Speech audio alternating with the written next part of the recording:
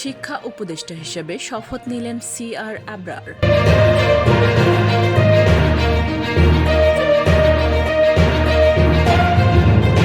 প্রধান উপদেষ্টার বিশেষ সহকারী হলেন শেখ মঈনুদ্দিন ও ফয়েজ আহমদ।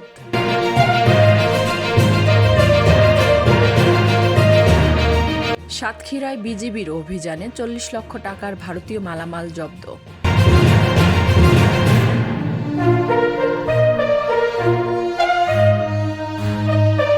পদ্মা সেতুর জমি অধিগ্রহণে দুর্নীতি, সচিবসহ ২৩ জনের বিরুদ্ধে মামলা।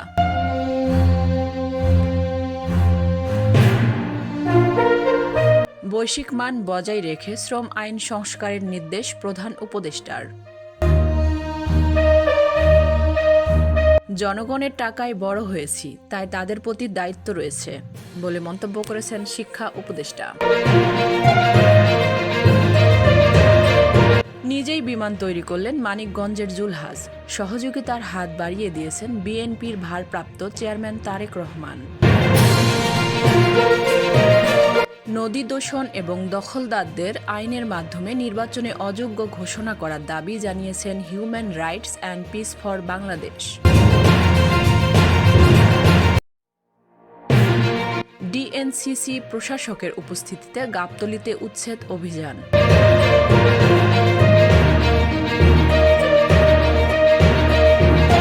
স্বৈরাচার পালিয়ে গেলেও দেশের বিরুদ্ধে ষড়যন্ত্রে লিপ্ত দোসররা, বলছেন বিএনপির যুগ্ম মহাসচিব শহীদ উদ্দিন চৌধুরী অ্যানি।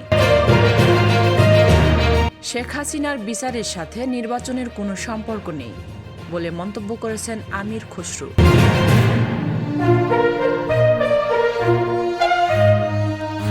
সাবেক ভূমিমন্ত্রী সাইফুজ্জামান ও তার পরিবারের ৩৯ ব্যাংক হিসাব ফ্রিজ।